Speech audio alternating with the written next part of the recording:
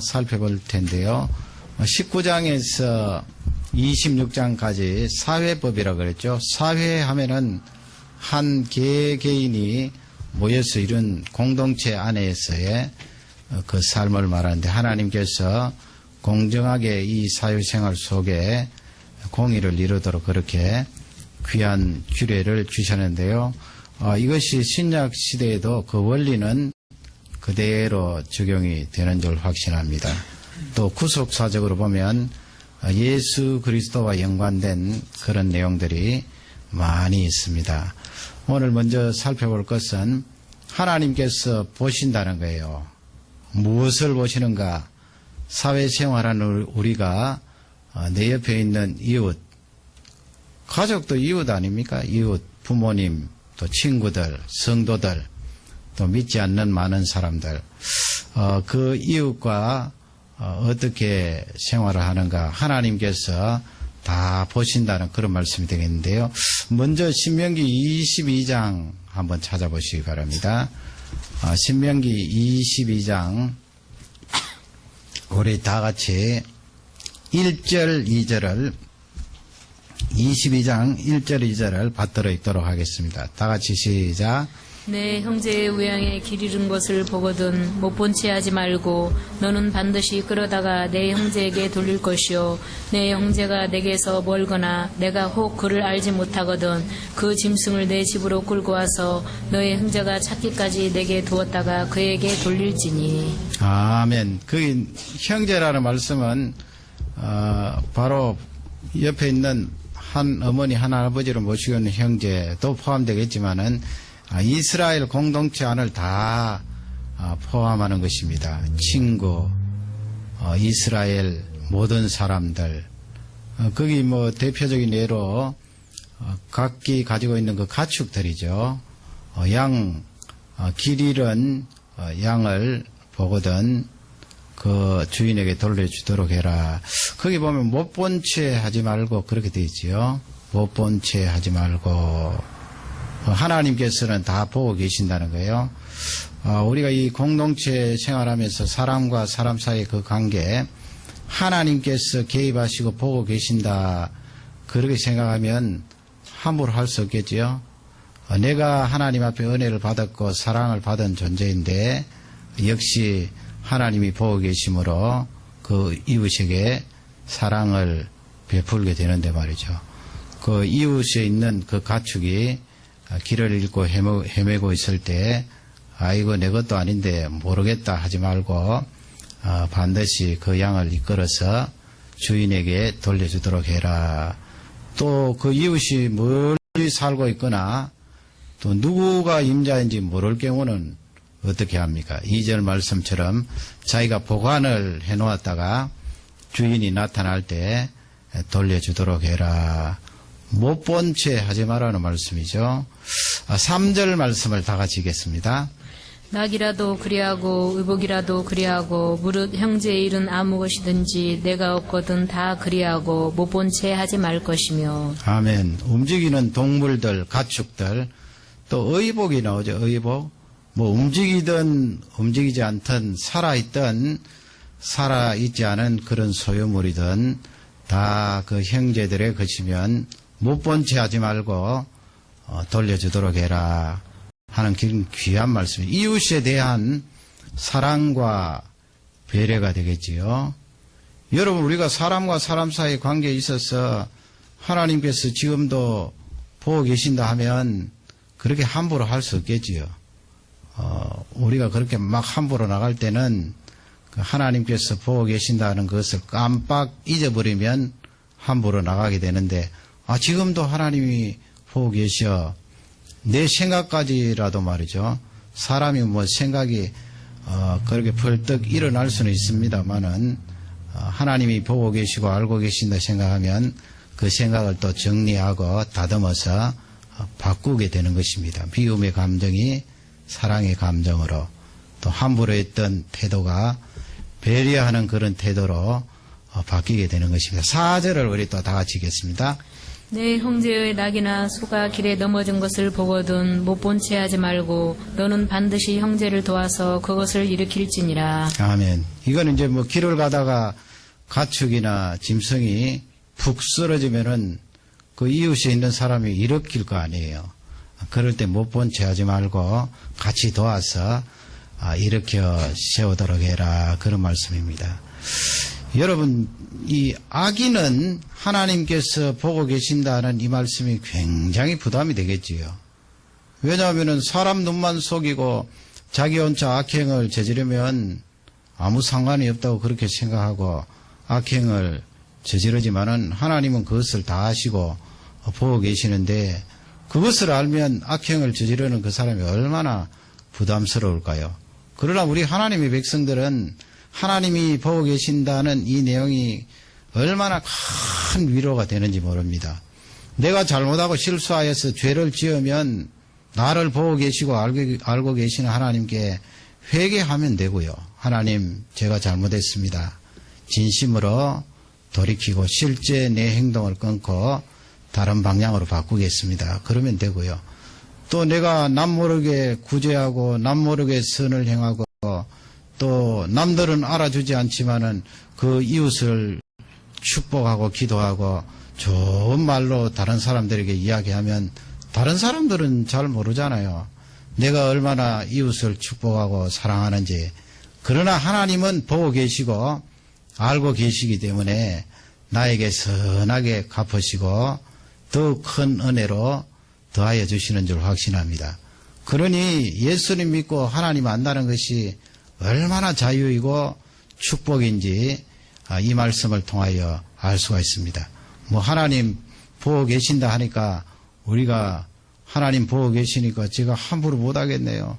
두렵고 떨리고 또 벌벌 떠는 그런 것이 아니고 하나님께서 사회생활하는 나를 다 보고 계시면서 나의 억울한 일이 있으면 또 풀어주시고 내가 선하게 잘한 것이 있으면 또 거기에 복을 다해 주시고 은혜를 다해 주신 그 하나님을 모시고 있기 때문에 사회생활한 우리는 마음껏 자유를 누릴 수가 있는 것입니다. 하나님이 보고 계신다는 것이 첫 번째 메시지고요. 두 번째 그런 내용이에요. 하나님께서 주신 것이라면 그 뒤에 무슨 말이 나올까요? 하나님께서 주신 것이라면 6절 7절 말씀인데요. 우리 6절 7절을 다 같이 읽도록 하겠습니다. 도중에서 나무에나 땅에 있는 새 보금자리에 새 새끼나 알이 있고 어미새가 그 새끼나 알을 품은 것을 만나거든 그 어미새와 새끼를 아울러 취하지 말고 어미는 반드시 놓아줄 것이요 새끼는 취하여도 가하니 그리하면 내가 복을 누리고 장수하리라. 아멘. 6절 7절 말씀은 이제 길을 이렇게 갈 때 땅바닥 위에나 아니면 뭐 새들이 이렇게 나무 위에다가 네스트 둥어리를 만들잖아요. 둥지를 틀고 있는데 가만히 보니까 거기에 어미새가 알을 이렇게 품고 있고요. 또 알을 보하고 나면은 갓난 그 새끼들은 어미가 이렇게 따뜻하게 품고 있을 거 아니에요. 그럴 때 이제 취하지 말라는 거예요. 하나님께서 그 알을 드러내든지 그 새끼를 취하든지 그렇게 하지 말라는 거예요. 또 뭐 어떤 사람은 이 사람이 죄성을 가지고 있기 때문에 잔인하게 알을 품고 있는 그 어미새를 해한다든지 말이죠. 또 갓난 그 바들바들 떠는 새끼새를 또 해한다든지 그렇게 하는 것은 하나님께서 싫어하세요. 이 신명기 말씀대로 하면 그런 것은 건드리지 마라. 그 7절 하반절에 보면은 거기에 무슨 말씀을 하실 때 그 말씀을 하신 것 같아요. 내 부모를 공경하라 할 때 내가 땅에서 잘되고 장수하리라 복을 받겠다. 그 말씀하고 비슷한데요. 이렇게 우리가 사회생활을 할 때 사람과 사람 사이의 그 관계도 하나님이 보시기 때문에 하나님의 사랑을 받은 내가 잘해야 되겠지만은 하나님께서 주신 그 새들, 짐승들에게도 긍휼이 있어야 된다는 말씀이에요. 그 하나님께서 새라는 이 짐승을 만드실 때 사람을 위해 만드셨잖아요. 얼마나 사람을 기쁘게 하고 여러분, 우리가 이 죄성이 들어와서 새가 쥐저기는 그 소리를 다 아름답고 기쁘게 받지를 못해서 그렇지 말이죠. 우리 마음이 문제잖아요. 마음이 뒤틀리고 마음이 힘들면 새 소리도 귀찮고 새 소리도 슬프게 들리는데, 사실은 하나님께서 새라는 이 짐승을 주실 때 얼마나 그 소리가 아름다워요.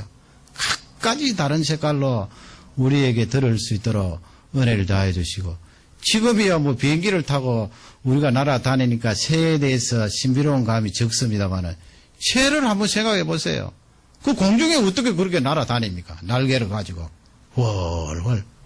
그 하나님이 그렇게 아름답게 우리 사람을 위하여서 땅에 걸어다니는 짐승도 있고 날아다니는 새가 있도록 그렇게 만드셨는데, 우리 사람들이 내 옆에 있는 친구들 이웃에게만 잘하면 되지, 이 새 정도야 뭐 영혼이 있나 뭐가 있나, 그래서 목을 빽 틀어서 죽인다든지 말이에요. 그렇게 하면 안 된다는 거예요. 특히 새끼를 지금 부하에서 품고 있다든지 알을 품고 있는 그 어미나 새끼에 대해서 해하거나 빼앗지 않도록 하라 하는 그런 귀한 말씀이에요. 하나님 왜 그렇게 하셨습니까? 하나님이 주신 귀한 존재잖아요. 우리를 위하여서. 그러기에 이 말씀을 우리에게 허락해 주셨습니다. 하나님께서 주셨어요.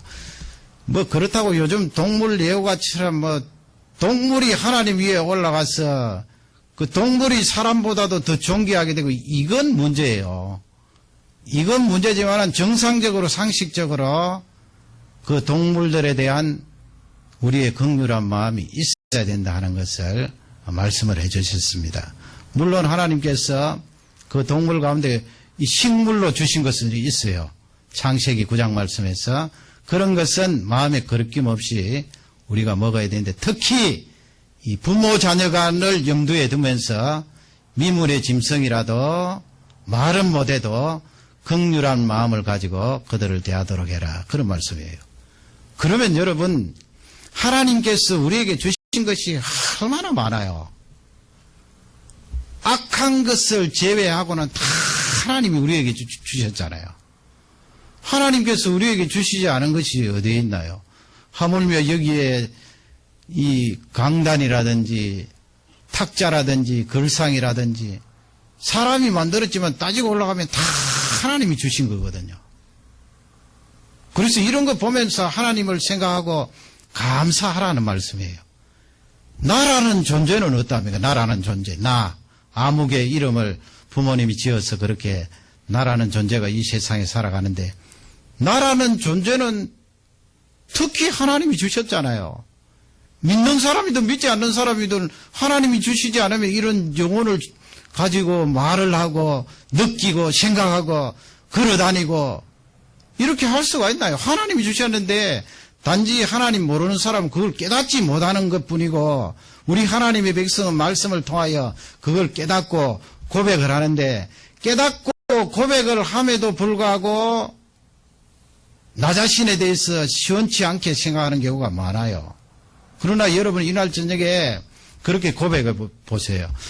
하나님 아버지, 나의 몸도 하나님이 주시고, 나의 이 말하는 것도 하나님이 주시고, 보게 하신 것도 하나님이 주시고, 나의 오장육부 이렇게 활동하고 돌아가는 것도 하나님이 주시고, 다 하나님이 주셨잖아요.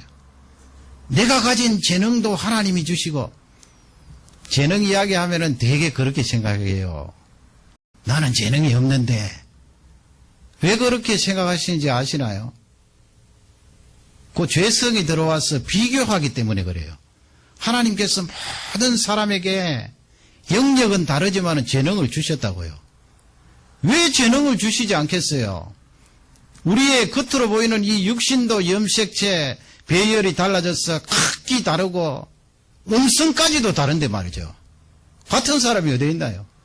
그렇게 만드신 하나님께서 나에게 이 기프트를 왜 안 주시겠어요? 다 주셨다고요. 다 주셨는데 못된 죄성 때문에 자꾸 비교를 한다고요. 옆에 사람하고. 저 사람은 재능이 많은 것 같아. 그 사람하고 비교해보니까 내가 재능이 없는 것 같죠. 있기는 있는데 저 사람하고 비교하면 너무나 보잘것없고 차이가 나기 때문에 그걸 내 입술로 내 생각으로 부정을 해버려요. 나는 재능이 없어. 재능 없는 사람은 아무도 없어요. 영역과 분야는 다를지라도 다 재능을 하나님이 주셨어요. 목적이 있잖아요. 사명이 있잖아요. 그 재능을 가지고 이 세상을 살아가는데 그 차이는 있어요. 재능은 다 주셨는데 비슷한 분야의 재능이라도 재능의 차이는 좀 있겠지요. 왜 재능의 차이가 없겠어요? 재능의 차이가 있는 것을 보고 비교하여서 나는 재능이 없다고 단정하고 재능 없는 사람으로 치부해버리기 때문에 그것이 하나님 앞에 잘못된 거예요. 그리고 재능 많은 사람은 귀하게 쓰임받고 재능 없는 나는 잘못 쓰임받는다. 그렇게 생각하는 거예요. 우리 그런 논리가 어디 있습니까? 하나님께서 우리 사람을 사용하실 때 재능은 조금 차이나게 주셨지만은 어떻게 해요? 여기에 이렇게 큰 병이 있으면 어떤 사람은 20%의 재능, 20이라는 재능, 어떤 사람은 50이라는 재능, 그렇게 재능을 차이 나게 주셨을지라도 사용할 때는 어떻게 사용하세요? 100이라는 것이 쓰임받는 것이면 20이라는 재능을 가지고 있는 사람에게는 80이라는 하나님의 능력을 채워주세요. 그리고 50이라는 재능을 가지고 있는 사람에게는 50이라는 하나님의 능력을 채워주세요. 그러면 같잖아요. 쓰임받는 내용은. 우리가 그렇게 생각하는 게 문제예요. 여기 우리 자녀들 그거 뜯어 고쳐야 돼요. 자꾸 재능 없다고 이야기하거든요. 그런 말 들어보셨지요? 외부 귀인, 내부 귀인. 리전을 인터널로 돌리는가, 엑스터널로 돌리는가 그 문제예요. 내가 잘 되고 내가 성공하면 내 안쪽으로 돌려요. 내가 능력이 있었어. 내가 열심히 했어. 내가 잘못되고 못나 보이면 어디로 돌려요? 바깥으로 돌려요. 내가 부모님을 잘 만났더라면, 내가 돈이 많았더라면, 날씨가 좋았더라면, 미국에 태어났더라면, 그게 결국 비교인데 말이죠. 하나님 앞에서는 그렇게 나가지 말고, 하나님 아버지, 제가 이 분야에 재능은 있는데 제가 보기에는 하나님 앞에 더 귀하게 쓰임 받으려면 요 20 가지고는 부족하니까 하나님 80을 하나님의 능력으로 채워주십시오. 그렇게 기도해야 되는 거예요. 이번에 내려올 때 이돈 박사님 그 간증 들었는데 그분이 그러시잖아요. 그분이 5개국 하시거든요.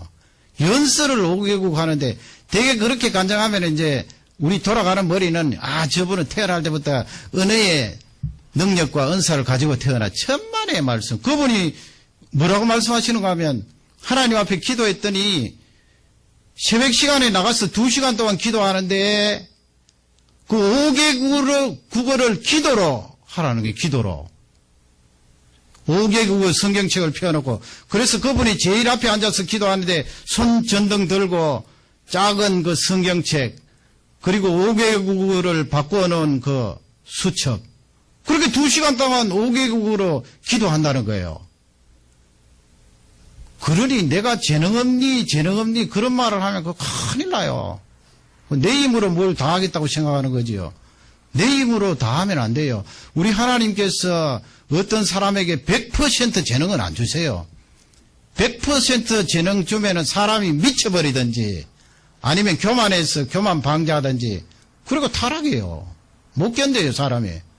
그래서 우리 하나님은 100% 주시지 않고 20 주든지 30 주든지 이렇게 해서 그 나머지 부분은 하나님의 능력으로 채워주시거든요.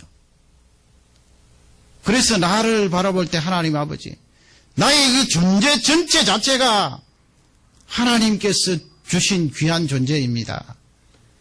그렇게 생각하고 기뻐하고 감사하시기 바랍니다. 거기 유태영 박사님이라는 분이 덴마크에 하나님의 은혜로 유학 갔더니 그러셨잖아요. 덴마크에 도착했더니 이분이 영어는 뭐 조금 한국에서 했지만 덴마크 말을 어떻게 해요? 그래서 들어봤더니 새소리 짹짹거리는 소리로 들렸다 그러잖아요. 짹짹짹짹짹짹. 그래서 어떻게 공부를 하나요? 기도를 했더니 하나님께서 너 하루에 10문장씩 석 달만 외우라 그랬잖아요. 10문장씩 석 달 외우면 약 1000개 되잖아요. 나머지 3분의 2 잊어버려도 3분의 1, 300개 가지면 대화할 수 있다는 거예요. 맞는 말이거든요. 그러나 우리는 자꾸 죄는 타다는 거예요. 부모님이 어떻게 해주었으면, 자식이 어떻게 해주었으면, 내가 태어날 때부터 뭘 좀 가졌으면, 하나님께서 우리에게 주시는 귀한 메시지는 내가 너에게 다 주었다는 거예요. 다 주었어요. 결국은 주시다 그 사랑하는 독생자 예수 그리스도까지 내어주셔서 우리를 살려주셨잖아요. 하나님이 나의 모든 것을 주셨는데 감사하면서 기뻐하면서 그 하나님이 주신 것을 귀한 것으로 마치 참새 한 마리를 보면서 참새 새끼를 보면서 알을 품고 있는 그 어미 참새를 보면서 하나님 앞에 감사하고 기뻐하는 것처럼 그 존재 자체를 기뻐하고 감사하라는 귀한 메시지입니다. 이 말씀이 우리에게 축복이 되기를 주님의 이름으로 축원합니다. 그런 말이 나오면 막 입을 쥐박아요. 하나님 앞에 회개하고. 왜 요망한 입술이 하나님이 주신 이 귀한 존재를 그렇게 말하고 입을 쥐박고요. 하나님 앞에 회개하면서 하나님 내게 이 귀한 것을 주셨습니다. 다른 사람이 나를 평가할 때 너의 재능은 제로에 가깝다 말하지만 여러분 제로는 아니잖아요. 제로는 하나님이 1이라는 것은 주셨다니까요. 그 1이라는 것을 붙들고 하나님 이거 1 주신 것 감사합니다. 여기에다가 99를 채워주시면 겸손하게 귀하게 쓰임받을 줄 확신합니다. 그렇게 나아갈 때 하나님이 그 사람을 귀하게 사용하시고 큰 능력이 나타날 줄 확신합니다. 마지막 세 번째는 21장으로 이제 돌아가게 되는데요. 21장에 보면 그건 무언가 하면은 앞쪽 부분 말하는데요. 그 공동체의 죄에 대해서 아파하라는 거예요. 그 우리는 그냥 내 죄를 끌어안고 슬퍼하고 그건 1차적으로 그래야 되죠. 내 죄를 끌어안고 슬퍼하고 아파하고 회개하는데 이 공동체를 끌어안고 아파하고 회개하는 건 잘 안 되거든요. 사실은. 그러나 이 신명기 21장 앞부분 말씀에는 그 부분에 강조하는데 이건 신약에 들어갔어도 같은 원리로 적용이 되잖아요. 내 가정을 끌어안고 교회를 끌어안고 나의 문제 나의 죄로 생각하고 아파하고 슬퍼하고 기도하고 우리 민족을 향하여서 저 죄 짓는 많은 백성들 음란한 많은 백성들 강팍한 청소년들 하나님 아버지 그들을 붙들고 생각하며 아파하며 슬퍼하라는 거예요. 그게 하나님이 우리에게 주신 온전한 마음이라는 것입니다. 그것을 말씀하는데 우선 1절, 2절, 1절 먼저 다 같이 읽겠습니다. 내 하나님 여호와께서 내게 주어 얻게 하시는 땅에서 혹시 비살한 시체가 들에 엎드러진 것을 발견하고 그 쳐 죽인 자가 누구인지 알지 못하거든. 아멘. 누군가가 죽었어요. 스스로 죽은 것이 아니고 다른 사람에 의해서 죽임을 당하였어요. 성 바깥에 말이죠. 하나님께서 주신 가나안 땅에 들어갔을 때 성 바깥에 그렇게 죽어 있으면 어떻게 하느냐. 그러나 누가 죽였는지는 모르는 거예요. 여러분 그럴 때 어떻게 해야 되겠죠? 2절 말씀을 또 다 같이 읽겠습니다. 너희 장로들과 재판장들이 나가서 그 비살한 곳에서 사면에 있는 각 성읍의 원근을 잴 것이요. 거리를 재라 그랬어요. 그 시체가 있는 그 지점부터 해서 이렇게 잴 수 있잖아요. 옛날에 뭐 갈대 막대입니까? 그 긴 거 만들어서 이렇게 재는 거예요. 아니면은 사람이 이렇게 걸어서 발걸음으로 이렇게 재는데 왜 하나님께서 그렇게 그 시신 있는 그 부근을 해서 이 가까운 성읍들을 이렇게 재게 했는데 왜 그렇게 하셨을까? 3절 말씀 다 같이 읽겠습니다. 그 비살한 곳에서 제일 가까운 성읍 곧 그 성읍의 장로들이 아직 부리우지 아니하고 명예를 매지 아니한 암송아지를 취하고 제일 가까운 성읍 제 봤더니 A라는 성읍은 1km, B라는 성읍은 900m. 그러면 900m 가깝잖아요. 가까운 B라는 성읍에 거기에 연세가 있고 경험이 있고 또 신앙이 좋은 그 장로들을 모시고 또 재판관들을 모시고 또 뭘 하나 가지고 가라 그랬죠. 거기 무엇입니까? 멍에를 매지 않은 암송아지. 암송아지. 그 암송아지를 끌고 어디로 갑니까? 4절 말씀 다 같이 읽겠습니다.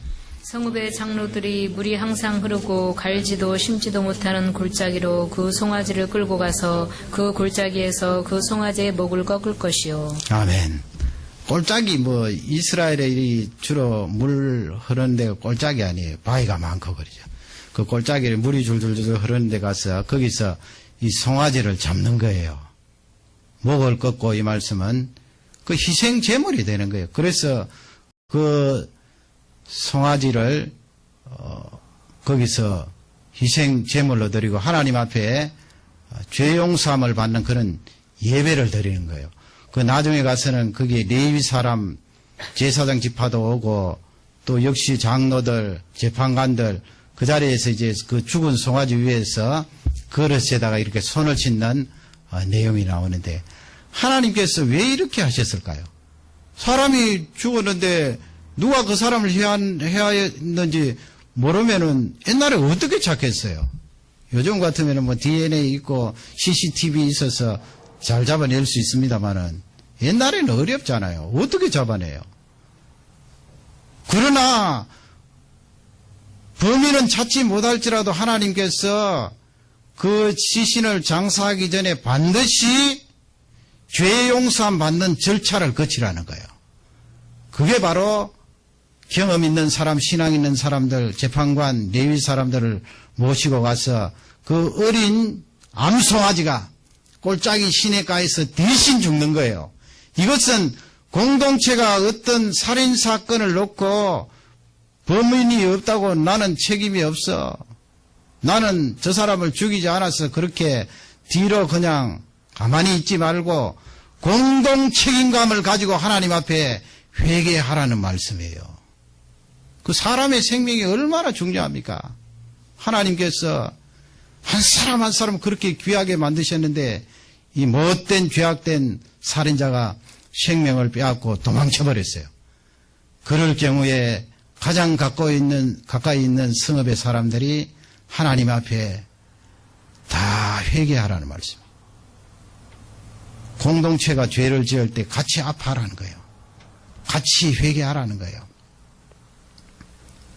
책임감 아닙니까, 여러분? 책임감. 그런 책임감, 아파하는 마음이 없으면 어떻게 기도가 나가겠어요?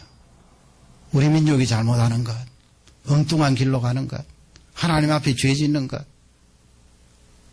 하나님 아버지, 내가 조금이라도 저들에게 복음을 더 열심히 전하고 하나님 말씀 알렸더라면 그들 가운데 한 사람이라도 돌아왔을 텐데 제가 책임이 많습니다.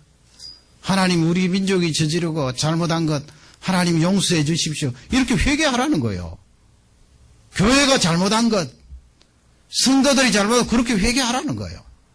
가정이 잘못한 것, 누구누구 때문이야 그러지 말고 회개하라는 거예요. 그렇게 공동체의 책임을 내가 느끼고 그렇게 하면 아주 작은 공동체든 큰 공동체든 하나님의 긍휼과 은혜가 임한다는 귀한 말씀이 되겠습니다. 여러분, 오늘 이 내용들은 하나님 앞에 잘 보일 수 있는 그런 내용들 아니에요. 누가 내가 공동체를 향하여 같이 아파하고 슬퍼하고 그 죄를 회개 안 한다고 누가 뭐라 그럽니까? 아니, 그렇게 하면은 누가 나를 알아줍니까? 아무도 알아주지 않아요. 그러나 하나님은 보시잖아요. 하나님은 아시잖아요. 그런 사람의 기도를 통하여 그 공동체를 바꾸어 주시고 은혜를 더하여 주시는 줄 확신합니다. 그 책임이라는 거거든요.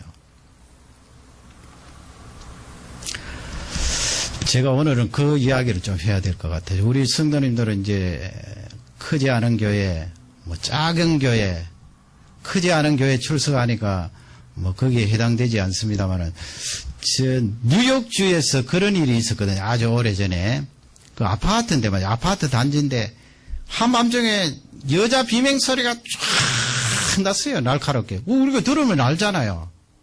아, 지금 상당히 위급한 상황이다. 어떤 피해를 입고 있구나. 비명 소리가 한두 번 난 것이 아니라 계속 쫙쫙 났는데 거기 아파트에 60가구 이상이 살고 있었는데 뭐 어떤 사람 문을 이렇게 열어보면서 여자 신음 소리가 나네. 위험한 것 같아. 그 60가구 이상 되는 사람들이 그 비명 소리를 대부분 다 들었는데 그날 저녁에 비명 소리를 낸 그 여인은 세상을 떠났어요. 강도가 들어와서 살해를 했어요. 그때 그 비명 소리를 듣고 누구인지 전화를 했더라면 경찰이 와서 살 수 있는데 죽었다고요. 그게 이제 굉장히 사회적인 이슈가 되었거든요. 어떻게 그렇게 정의감이 없냐. 옆에 사람이 죽어가고 있는데. 사회심리학에서 그런 실험을 했어요. 어떤 여대생이 이제 그 의도적으로 그렇게 실험을 하는 거예요. 옆에 책을 이렇게 도서관 책을 빌려서 여러 권 이렇게 손으로 들고 가는데 옆에 한 사람이 딱 걸어가고 있는데 책을 일부러 확 이렇게 흘리는 거예요. 그러니까 옆에 걸어가고 있던 사람이 어려나서 말도 안 했는데 주워서 도와주는 거예요. 그런데 또 어떤 실험을 하는가 하면 옆에 3사람, 4사람, 5사람 걸어가고 있는데 앞쪽에서 책을 확 쏟았네요. 그러면 어떨 것 같아요? 보기는 보는데 안 도와줘요. 왜 그럴까요? 책임감이 분사되어서 그래요. 그러니까 그 아파트에 60가구 이상 되었지만은 누군가가 내 아니라도 전화하겠지 뭐. 그래서 다 그냥 닫은 거예요. 전화하겠지 뭐 했는데 결국은 아무도 전화 안 한 거예요. 그 여인은 죽었다고요. 현대에 와서 교회가 대형화되면서 많은 일을 해요. 작은 교회가 감당할 수 없는 그 일들을 하고 있지요. 하나님께서 그렇게 성령의 능력을 부어주시고 초대교회 예루살렘 교회도 수만 명, 하루에 3,000명, 몇천 명씩 회개하고 큰 교회가 되었는데 말이죠. 그 교회가 크다 작다 그것이 문제가 아니고요. 그런 교회도 있어야 되죠, 당연히. 하나님이 또 키워주시고요. 문제는 그런 교회를 찾아가는 사람들 마음속에 만약에 내가 여러 사람들 속에 들어가서 책임감을 더 느끼는 것이 편하다 생각하면 그건 하나님 앞에 큰 문제예요. 그렇잖아요. 많은 사람들 속에 들어가면 방금 실험한 그 내용대로 책임감이 분산되잖아요. 그래서 내가 책임감을 안 느껴요. 뭐 내 안에라도 사람 많은데 저 사람들이 다 교회 섬기고 하나님 앞에 헌금 드리고 다 섬길 거예요. 자기는 쏙 빠져도 괜찮아요. 그러나 막 큰 교회가 아니고 적은 교회 오면 어떠나요? 할 사람이 없는데 할 사람이 없으니까 어떻게 해요? 책임감을 느끼는 거예요. 여러분 그렇지 않습니까? 책임감을 느끼기 때문에 억지로라도 하는 거예요. 억지로. 그런데요, 주님의 일은 억지로라도 하면 그게 하나님이 복을 주시거든요. 예수님 십자가 지고 가는데 구레네 시몬이 자기 마음이 내켜서 했네. 물론 내켜서 했지만 예수님 십자가 계획하고 작정하고 진 거 아니잖아요. 그러나 십자가 졌더니 하나님께서 은혜를 주시고 그에게 복을 다해 주신 거예요. 이 말씀은 공동체를 향한 책임감이 현대교회에 들어와서 점점 상실되는 거예요. 그렇게 책임을 안 지려고 말하면서 큰 교회에 들어가서 누리려는 것은 많겠죠. 다 그렇다는 말씀은 아니고요. 내한테 들어오는 게 많잖아요. 사람 많고 사업하면 사업의 유익도 누리고 사람 많은 자체가 아주 아름다고 꽉 차니까 그 하나님의 영광이 더 찬란하게 빛나는 것 같아요. 나에게 주고 내가 받는 것이 많은 것을 느끼기 때문에 찾아가는데 중요한 것은 하나님 앞에 진솔하게 내 마음을 드러내면 그 속에 나의 책임감을 줄이려는 속셈은 없는가? 여러분, 그런 면에서 우리는 하나님께 복받은 존재예요. 제가 위로하려고 드리는 말씀 아니에요. 더 아파할 수 있잖아요. 숫자가 적기 때문에. 더 간절히 아픔을 느끼며 기도할 수 있잖아요. 내가 기도 안 하면은 기도할 수 있는 사람이 적기 때문에, 적을 것 같기 때문에 내가 더 기도하고 내가 더 헌신하고 내가 더 봉사하는 그 아름다움이 있는 거예요. 어쩌면 하나님께서 복을 주시려고 몰아넣은지도 모릅니다. 말씀의 원리는 하나님 앞에 살아가는데 그 책임감을 느끼고 심지어는 죄를 저지르는 사람들을 향해서도 아파하면서 내가 먼저 회개하고 더 열심히 전도하지 못하고 말씀 전하지 못한 것을 하나님 앞에 통회하면서 나올 때 그 영혼이 건강하고 귀하고 능력 있게 사용하는 줄 확신합니다. 오늘 이 말씀을 통하여 우리 모두가 하나님 앞에 영광 돌리는 그런 귀한 존재들이 되시기를 주님의 이름으로 축원합니다.